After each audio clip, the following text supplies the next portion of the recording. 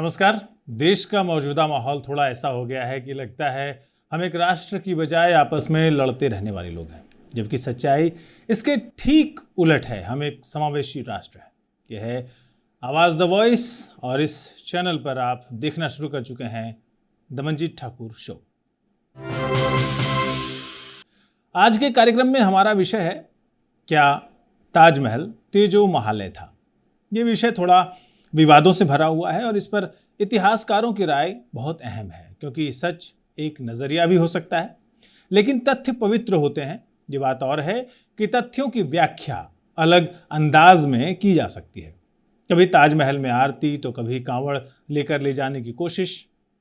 अमेरिकी राष्ट्रपति Donald Trump की भारत यात्रा से पहले ताजमहल को लेकर भी विवाद शुरू हुआ था और कुछ साल पहले कुछ लोगों ने गुपचुप तरीके से ताजमहल के पीछे महताब बाग पर तेजो महालय शिव का प्रतीकात्मक जलाभिषेक भी किया था।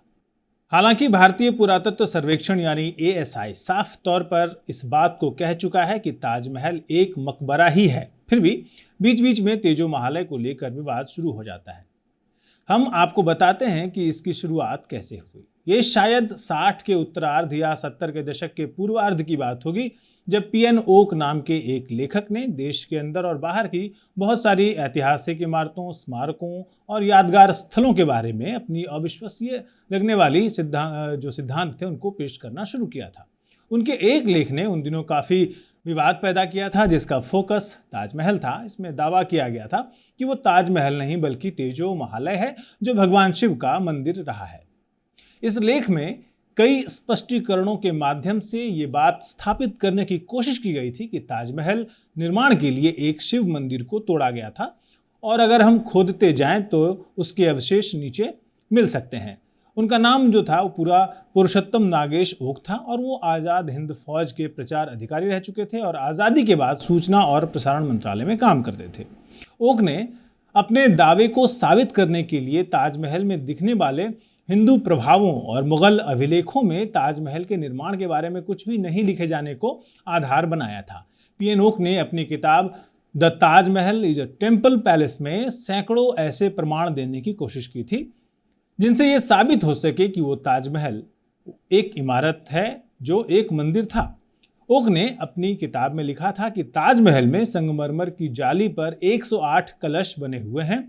कलश भी हिंदू परंपरा का हिस्सा है और 108 अंक भी हिंदू परंपरा में शुभ माना जाता है।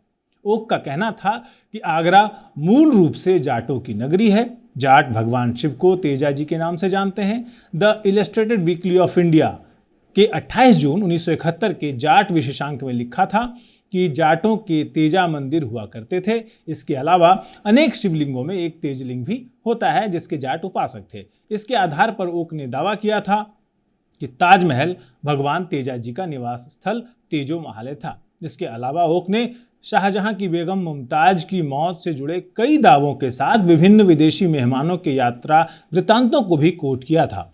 पुरुषोत्तम नागेश ओक के दावों को लेकर इतिहासकारों का कहना है कि मुगल काल में ताजमहल को रोज़ाए मुनव्वर कहा जाता था और मुगल स्थापत्य कला में हिंदू प्रभाव भी स्पष्ट रूप से दिखाई देता था। इसलिए सिर्फ इस आधार पर ताजमहल को मंदिर नहीं कहा जा सकता, क्योंकि वहाँ की बनावट पर हिंदू छाप दिखाई देती है।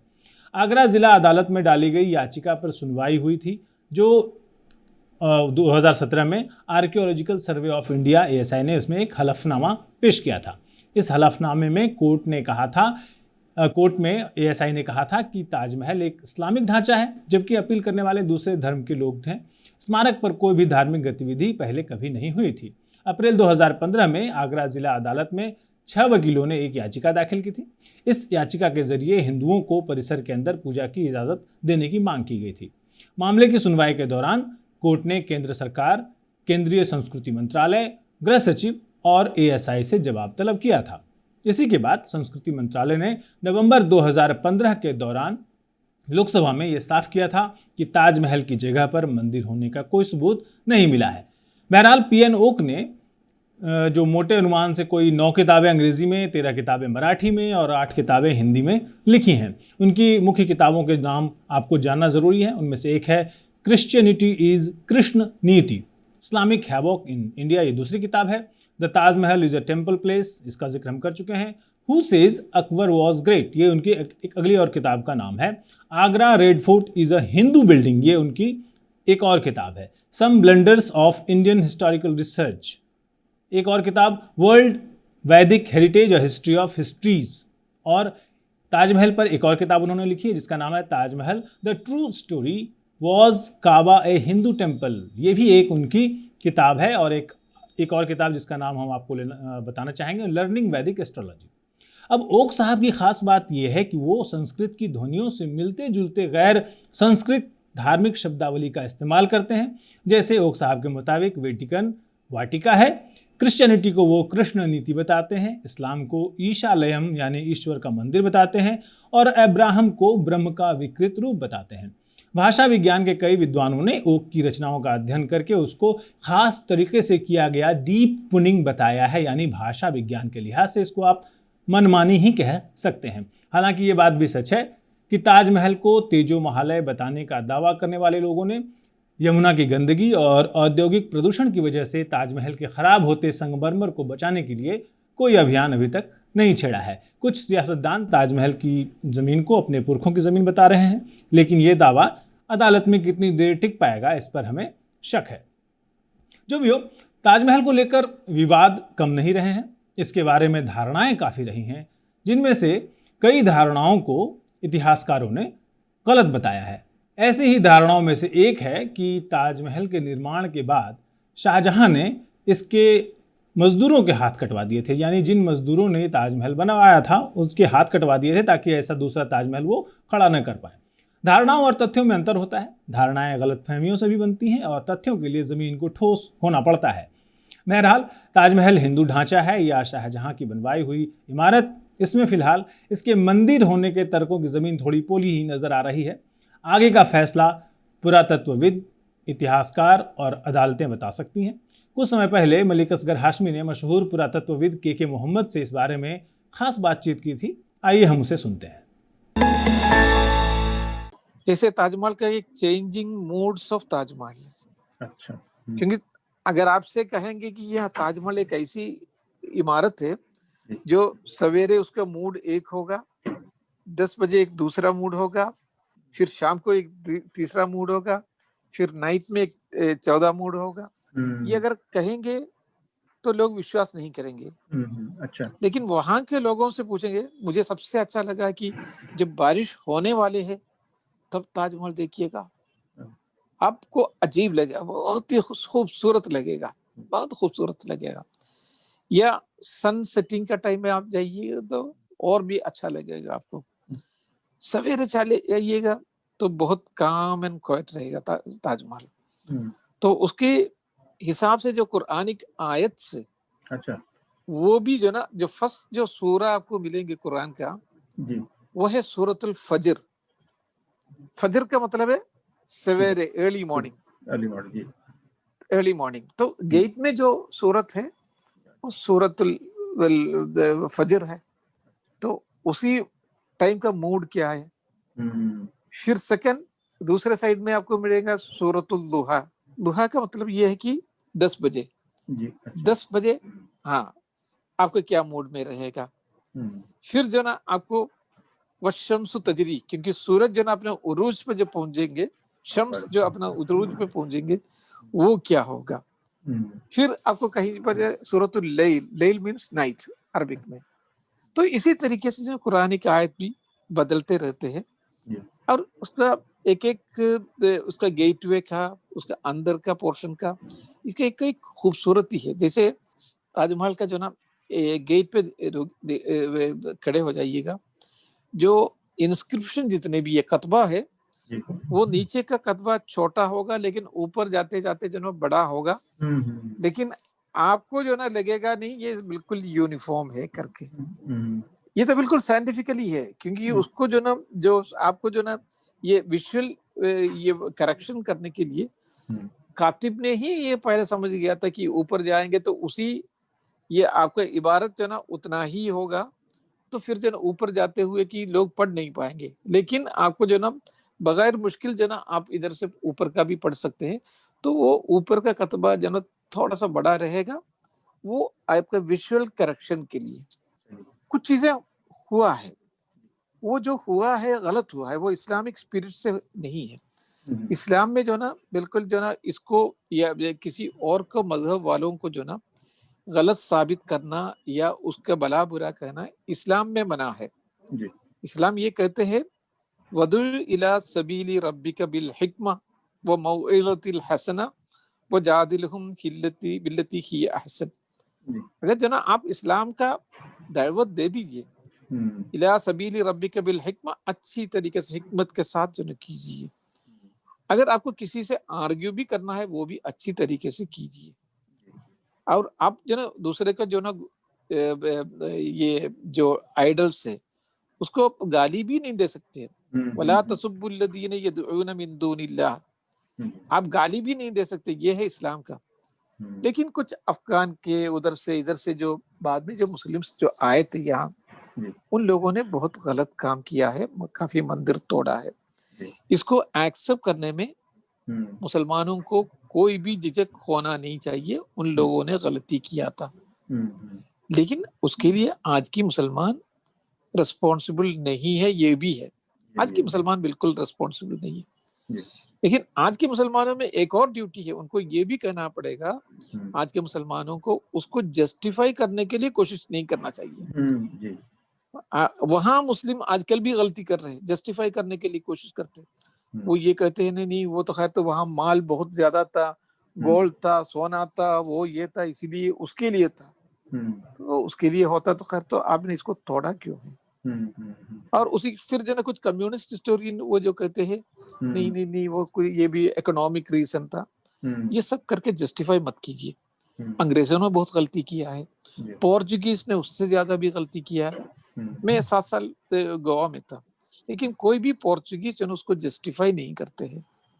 मुसलमान जस्टिफाई करने की कोशिश कर लेते हैं। हाँ, ये नहीं होना चाहिए। तो वो जो अगर जस्टिफाई करने के लिए कोशिश करेंगे फिर हिंदू भी भड़क जाते हैं। अदरवाइज जो हिंदुइज्म है ये बहुत ही अकोमोडेटिव रिलीजन है। मैं बहुत रिस्पेक्ट करता हूँ, बहुत अकोमोडेटिव रिलीजन है। क्योंकि आप ईश्वर का विश्वास कीजिए न कीजिए, अब शिव का पूजा कीजिए, विष्णु का पूजा कीजिए, अब मंदिर में मत जाइए तब भी आप हिंदू हैं। तो इतना बड़ा एक बहुत बड़ा रिलीजन हम लोगों को मिला है, उससे मुसलमानों को फायदा उठाना चाहिए। अच्छा, इसमें एक तो वो है कुव्वत इस्लाम का, दूसरा है कुतुब मीनार। कुतुब मीनार जैसे वो कंप्लीटली एक इस्लामिक मॉन्यूमेंट है, फुल्ली एक इस्लामिक मॉन्यूमेंट है। हाँ, इसके पहले अफगानिस्तान में ख्वाजा सियापोश में अफगानिस्तान में ये इसी तरीके का या मीनार बनाते रहते थे। उसके ही पहले बुखारा में, समरकंद में, तिरमिज में, इसके पहले की बात कर रहा हूँ, तो वहां पर भी इसी तरीके से मीनार बनाते थे। और उसका जो ना सबसे ज्यादा बिगेस्ट मीनार जो बनाया है वो हिंदुस्तान में, क्योंकि हम लोग जो ना पत्थर में बहुत अच्छे अच्छे मंदिर बनाते थे। जैसे खजुराहो का मंदिर, कितना खूबसूरत मंदिर, आप जाके देखिएगा, बहुत ही खूबसूरत। और दो पत्थर का कारीगर था और जो कंसेप्ट है वो इस्लामिक कंसेप्ट था। ये दोनों जब मिल गया एक ही बहुत ही खूबसूरत जो ना चीजें बन गए, वो है कुतुब मीनार। और एक्सट्रीम जो हिंदूस ये पूरा कोशिश करते हैं कि जो ना ये तो बिल्कुल विष्णु मंदिर था या वो था ये था, ये सब चीजें गलत थे। उसमें वो खुद भी कई इसमें डिबेट में मुझे भी पार्टिसिपेट करना पड़ा। या ताजमहल के बारे में अक्सर ये कहते हैं ताजमहल, हाँ वो ये तेजो महालया मंदिर है करके, मैंने इंडिया में मोर देन 100 मंदिर मैंने खुद जो ना इसको ठीक ठाक किया। मैंने अभी तक जो एक तेजो महालय करके, मुझे मालूम नहीं है कोई भी मूर्ति को मैंने अभी तक पूजा नहीं किया है, या मुझे उसके बारे में पता नहीं, किसी को भी पता नहीं होगा तेजो महालय। उसके बाद ताजमहल में है क्या? ताजमहल में एक तो मिनारेट है। ये minaret Hindu period, Hindu ancient period में इंडिया में था? बिल्कुल नहीं है। ये मिनारेट फिर जो आर्चस है, आर्चस जो ना मुसलमानों का आने के पहले फॉल्स आर्च मिलेंगे, फॉल्स आर्च जो ना मिलेंगे, लेकिन ट्रू आर्च इंडिया में नहीं था। ताजमहल में वो आर्च है। डोम है, डोम जो ना ताजमहल ये तो कम्प्लीटली इस्लामिक है, अच्छा, ताजमहल का डोम जो डबल डोम कहते हैं उसको, जो सुल्तान का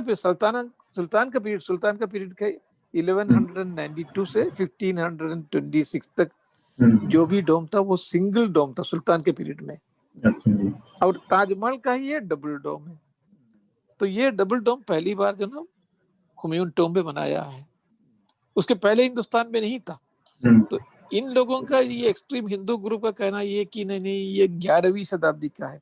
11वीं शताब्दी में न डोम था, न आर्चेस थे, न मीनारत था, न पच्चीकारी का काम, न जो ऑर्नामेंटल ग्रिल्स, ये कुछ भी नहीं था।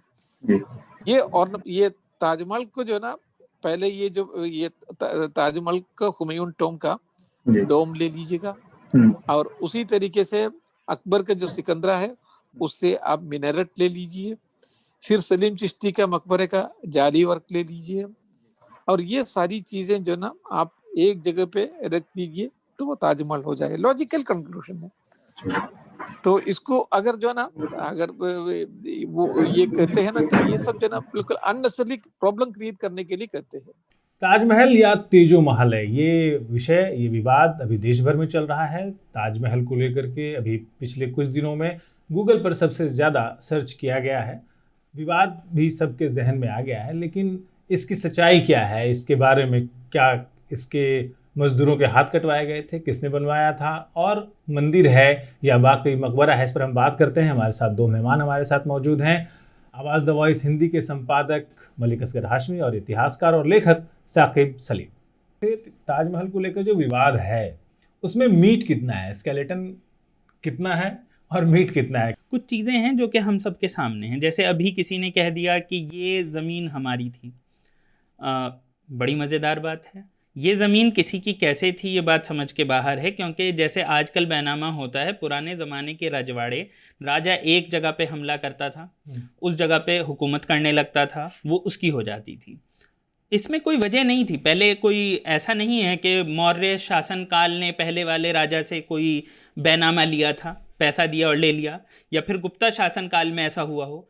अभी कहा जा रहा है कि नीचे 22 कमरे हैं, वो पहले से बंद नहीं थे। एएसआई ने अपने हलफनामे में भी कहा है, लोगों को याद भी है। बहुत से लोग ये बता रहे हैं कि हाँ हमें याद है 1970 की दहाई तक भी वो चीज़ें खुली हुई थी, लोग जाया करते थे।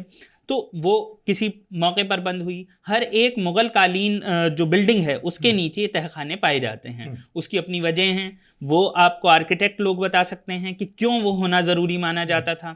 वो उस ज़माने की पहचान थी। दूसरी चीज़, एक और चीज़ जो समझने की है, एक कमी जो अंग्रेज़ों ने हमारे ज़माने में करी, मैं यहाँ पर कहना चाहूँगा कि अंग्रेज़ों ने हमारी जो इतिहास है उसे हिंदू, मुस्लिम, बुद्ध, जैन में बांट दिया। एक सबसे बड़ी परेशानी जो अब हम देख रहे हैं, जैसे ताजमहल है, ताजमहल को लोग कह देते हैं कि इस्लामिक आर्किटेक्चर है। What is Islamic architecture? क्या होता है इस्लामिक आर्किटेक्चर? क्या कुरान में किसी आर्किटेक्चर का जिक्र है? नहीं है।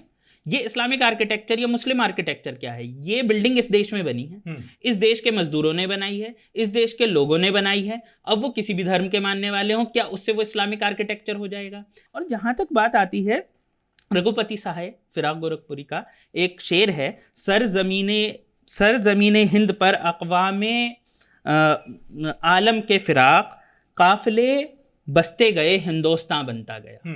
तब ऐसे में ये बात समझना, ये बात कहना बेवकूफ़ी है कि हम पुराने वक्त को वापस लाना चाहते हैं। हम उसे वापस लाना क्यों चाहते हैं? वही व्यक्ति ये कहता है कि हमारे परिवार की ज़मीन है जो शाहजहां ने हड़प ली, वही उन्होंने भी ये भी कहा कि भगवान राम के वंशज हैं।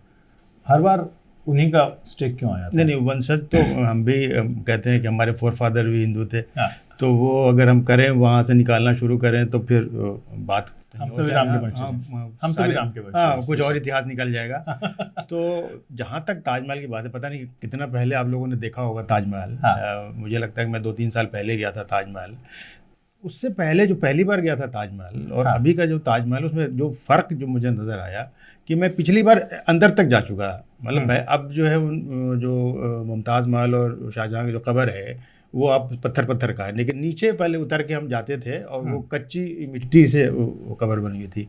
अब हम जाते हैं तो एक तो अंदर वो ताला लग गया, नहीं जा सकते। दूसरी बात ये है कि अब पहले हम नंगे पैर चले जाते थे, जूता कोई खोल के उतार लेता था, अब वो बाज़ाब्ता प्लास्टिक पहन करके अब लोग जाते हैं। तो बहुत सी चीज़ें जो है मतलब बहुत परिवर्तन हुआ है। दूसरी बात मैं ये कहना चाह रहा हूँ कि आजकल जो हवा चल रही है वो ऐसे लग रहा है कि हर कोई जीतना चाहता है, एक दूसरे पे हावी होना चाहता है, और वो हावी होने के चक्कर में वो सारे इतिहास को अपने हिसाब से, अपने काल के हिसाब से वो देखना चाहता है उसको। जहाँ तक अभी साकिब सलीम साहब ने कहा कि इसको इस्लामिक नज़रिए से नहीं देखें, लेकिन मैं थोड़ा सा इनसे मुत्तफिक नहीं हूँ। वो इसलिए कि जब आप ताजमहल जाके देखेंगे आपको उसमें, तो उसमें इस्लाम कुरान के आयत आपको मिलेंगे। उस पर जो कैलीग्राफी की गई है, जो कुरान के आयत जो लिखे गए हैं वो इस तरह से लिखे गए हैं कि अगर नीचे से भी देखेंगे तो आपको उतना ही बड़ा दिखेगा और ऊपर वाला भी उतना ही बड़ा दिखेगा। तो वो जो है वो एक नायाब नमूना है, हम लोगों को उसको कदर करनी चाहिए।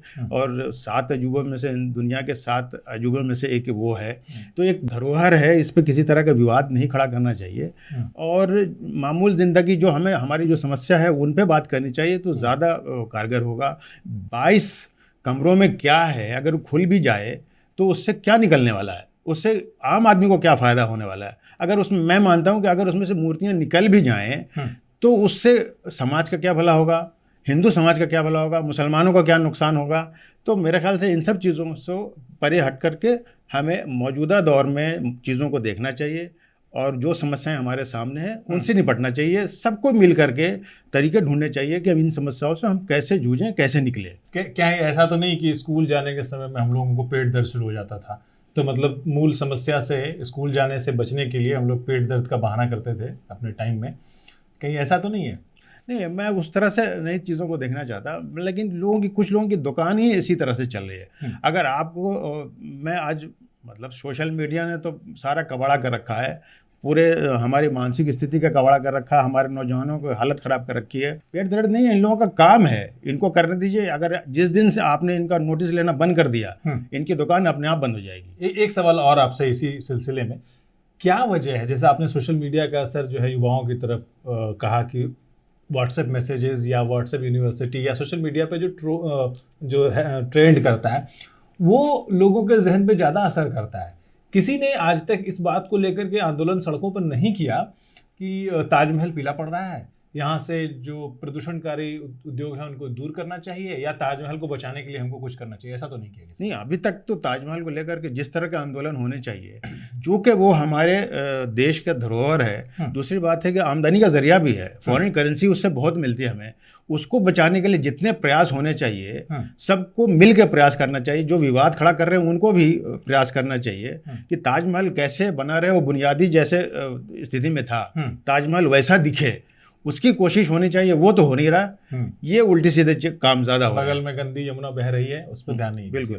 जैसा कि साहब, हम एक पुरुषोत्तम साहब थे, ओक साहब, जो इतिहास जिन्होंने लिखा अलग अलग, उन्होंने ही कहा कि तेजो महालय है पहली बार जी। तो वो जो इतिहास है या उनकी जो व्याख्या है जिसकी वजह से विवाद सारा खड़ा हुआ है, उस पर क्या कहना है आपका? उसके बारे में मेरा क्या कहना है, जो भी अक्लमंद लोग हैं वो खुद समझ सकते हैं कि उन्होंने तो ये भी कहा था कि ऑस्ट्रेलिया अस्त्रालय है। उन्होंने बहुत अच्छी अच्छी डेफिनेशन दी हैं, काफ़ी मज़ेदार इंसान थे। जब कभी आपको हंसना हो तो आप उन्हें पढ़ सकते हैं, और अगर कभी उनकी बात मान ली जाए तो यही होगा कि एक ताजमहल चाय आती है, उसका नाम बदलना पड़ेगा, तीजो महल या चाय कर देंगे हम। उससे ज़्यादा तो मुझे नहीं लगता है कि कोई फ़र्क पड़ेगा, क्योंकि ताजमहल वही रहेगा। जैसा कि भी हाशमी साहब ने कहा, उसमें कुरान की आयतें रहेंगी, वो भी वही रहेंगी, उसमें कब्र है वो भी वही रहेगी। तो जैसा कि उन्होंने कहा कि उसमें कहीं ना कहीं एक जिसे कहते हैं मुस्लिम सिविलाइजेशन का असर तो साफ दिखता है। लेकिन मैं इस वजह से मैंने ये बात कही कि क्यों ये इस हिंदुस्तान की चीज़ है, क्योंकि जो मुग़ल आर्किटेक्चर को जब हम बात करते हैं, मुग़ल आर्किटेक्चर क्यों वर्ड मुग़ल आर्किटेक्चर है, तो उसकी जब हम बात करते हैं तो कहीं ना कहीं मुग़ल आर्किटेक्चर को हम एक समावेश मानते हैं कि जो बाहर से आर्किटेक्चर आया, तुर्की से आया या और जगह से, अब ईरान से आया, और जो हिंदुस्तान से आया, क्योंकि सब लोगों का एक तरीके से आर्किटेक्चर मिक्स हुआ। वो मिक्स होने की एक वजह है, तो वो हिंदुस्तान में ही पनपा है। ये जो पनपने का दौर था ये हिंदुस्तान में हुआ है, तो रहेगा तो वो वही। आप ये मानते हैं कि चलिए आप हिंदू धर्म के अनुयायी हैं, तो हिंदू धर्म के बहुत से मंदिर हैं, बहुत अच्छी अच्छी जगहें हैं जो कि बहुत ऐसे हालात में हैं आज के दौर में जिन्हें ज़रूरत है कि उन्हें संभाला जाए, उन्हें अभी बचाया जाए। गढ़मुक्तेश्वर है, बहुत अच्छे अच्छे मंदिर हैं, आपको जाकर पता चलेगा। पुरी में क्या हालत है हम जानते हैं, या फिर सूर्य मंदिर वगैरह को देखिए, आपको पता चलेगा कि बहुत से ऐसे मंदिर हैं, बहुत सी ऐसी और किले हैं और ऐसी हमारी धरोहर हैं जो आज संरक्षण चाहती हैं, जो संरक्षण मांग रही हैं। आप उस पर ध्यान नहीं देंगे, आपको बस एक झंडा उठाना है क्योंकि आपको उससे मशहूर होने का मौका मिलेगा। आम लोगों के बीच कोई, जैसा कि अभी हाशमी साहब ने कहा कि सोशल मीडिया पर कुछ लाइक्स ज़्यादा मिल जाएंगे, उससे ज़्यादा कुछ नहीं है। ओक साहब ने एक बात और लिखी है कि ताजमहल में 108 संख्या का बहुत जो है जिक्र है, उत्कीर्णन में है वो, और कलश का इस्तेमाल किया गया। ये दोनों ही हिंदू प्रतीक हैं। ये एक उन्होंने ये तर्क दिया है। क्या वो सिर्फ जो भारतीय विरासत है जिसमें हम सबको शामिल करते हैं वो है, या फिर वाकई कुछ इससे बात निकल सकती है? पहली चीज़ तो ये है जो मैंने अभी कहा कि आप हर छोटी सी चीज़ को उठाएं और जहाँ पर समावेश हुआ है आप कहने लगें क्योंकि समावेश हुआ है तो ये गलत है। समावेश ही तो मतलब एक भारतीयता की पहचान है। जो मैंने कहा कि समावेश ही भारतीयता की पहचान है, हमारी ख़ास बात ही यही है। अगर कोई चीज़ गलती से आपको नज़र आ भी रही है, आपको कई बार ऐसी चीज़ें हैं कि आपको ये कह रहे हैं, ओक साहब की ख़ास बात थी, वो ज़्यादा ध्यान इस चीज़ पे देते थे कि ये वर्ड इस जैसा, ये शब्द इस जैसा नजर आता है तो उसका मतलब ये होगा, जैसे ऑस्ट्रेलिया अस्त्रालय जैसा सुनाई दे जाए, क्रिश्चियनिटी को कृष्ण नीति। तो वो एकदम से उनका एक बेसिक ये था। लेकिन कई बार ऐसा नहीं होता है, सिर्फ आप ही हमेशा नहीं दे रहे होते हैं। जब दो लोग मिलते हैं, जैसे मैं आपसे और आप मुझसे मिले, दो बातें मैं आपसे सीखता हूँ, दो बातें आप मुझसे सीखेंगे, हम एक दूसरे से सीखते हैं। ऐसा ही समाज, जब दो समाज मिलते हैं, जैसे तुर्क या हिंदुस्तान में लोग मिले, भारत में लोग मिले, या अरब और भारतीय मिले, या अरब और तुर्क मिले, या अरब और ईरान मिले, ईरान और हिंदुस्तान मिले, तो ये आपस में बहुत सारी सिविलाइजेशन ऐसे ही पनपी हैं, दुनिया ऐसे ही पनपी है। अब आप उसमें जाकर ढूंढने लगें कि जलेबी ईरान में पहली बार बनी थी कि हिंदुस्तान में पहली बार बनी थी, तो जलेबी तो बाहर का खाना हो गया, आज समोसा बाहर का खाना हो गया। अब आप खाना छोड़ दें, आज से 150 साल पहले आलू नहीं होता तो हम आलू खाना छोड़ दें, हम कहने लगे जी आलू तो कोई और लेकर आया था, तंबाकू नहीं होता था, आप सिगरेट पीना छोड़ दें, बीड़ी पीना छोड़ दें, आप कहने लगे ये नहीं है। तो किसी न किसी दौर में कोई ना कोई चीज़ कहीं ना कहीं से आई होगी। अगर आपको पता हो तो किसी ज़माने में कुछ यूरोपियंस ने, ओक साहब पहले नहीं है, इनसे पहले यूरोपियंस ये हरकत कर चुके हैं। यूरोपियंस ने ये दावा किया था कि ये किसी यूरोपियन आर्किटेक्ट ने बनाया, क्योंकि औरत की इतनी इज्जत हिंदुस्तानी कर ही नहीं सकते हैं, तो किसी अंग्रेज ने की होगी, इसीलिए एक औरत का मकबरा बन सका। अब बताइए, अब आप उनसे भी राजी होने लगे। जैसा कि साकिब सलीम साहब ने कहा और जैसा हाशमी साहब ने भी कहा कि संस्कृति तो नदियों की तरह होती है, जिसमें कई धाराएं, उपधाराएं, सहायक नदियां आकर के मिलती हैं। अब जैसे जिक्र हुआ कि तंबाकू, आलू और पपीता बाहर से आया और हम अपने खाने में उसका इस्तेमाल करते हैं और उसके बिना हमारा दस्तरखान पूरा नहीं होता है। इसी तरह सच कहने पर लोगों को मिर्च भी लगती है, हालांकि मिर्च भी जो है वो करीब 400 साल पहले अकबर के टाइम में यूरोप के रास्ते भारत आया था। लेकिन हमारा काम अंधेरों की तरफ बढ़ना नहीं है, हमारा काम है उजालों की तरफ बढ़ना, और इसलिए और भविष्य की तरफ बढ़ना। इसलिए हम भविष्य की बात करते हैं तो बच्चों की बात आती है, और आज के हमारे कार्यक्रम में रोशनी यहाँ है, इसमें हम बात करेंगे बच्चों की। 7वीं कक्षा के बच्चों ने एक फिल्म बनाई और उसे बेंगलुरु फिल्म फेस्टिवल में बेस्ट शॉर्ट फिल्म का अवार्ड मिला है।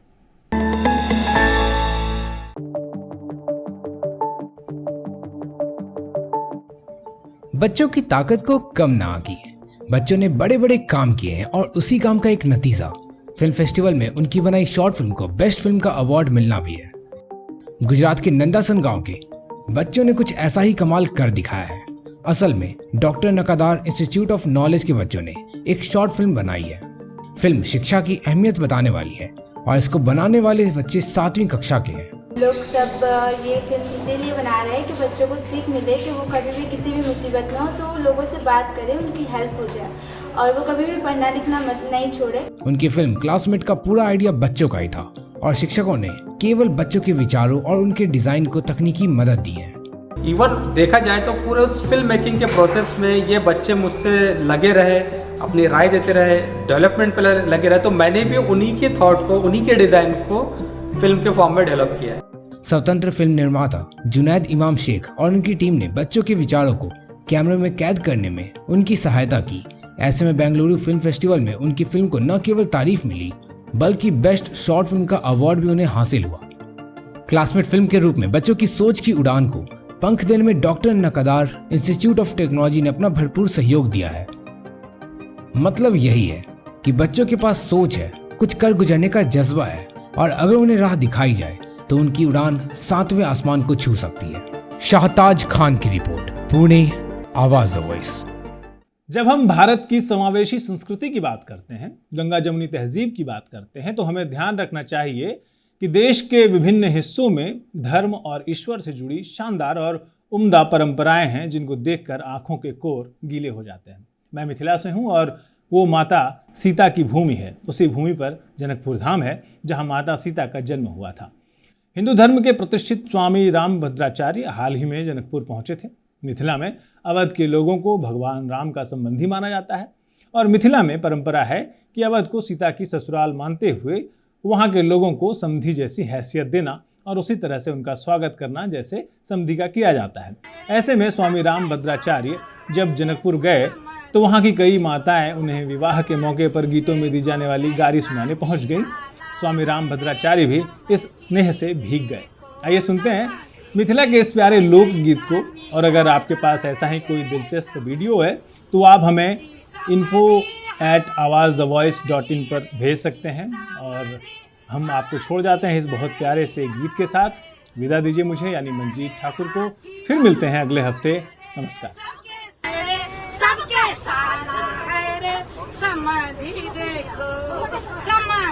देखो कैसा निराला है रे समधी, देखो समधी, देखो कैसा निराला है रे समधी। समधी हाथी चढ़ी की समधी हाथी चढ़ी आवे, लोगों कहे हाथी वाला है रे सबके साला है रे समधी। देखो देखो कैसा निराला है रे समधी, देखो समधी, देखो कैसा निराला है रे समधी।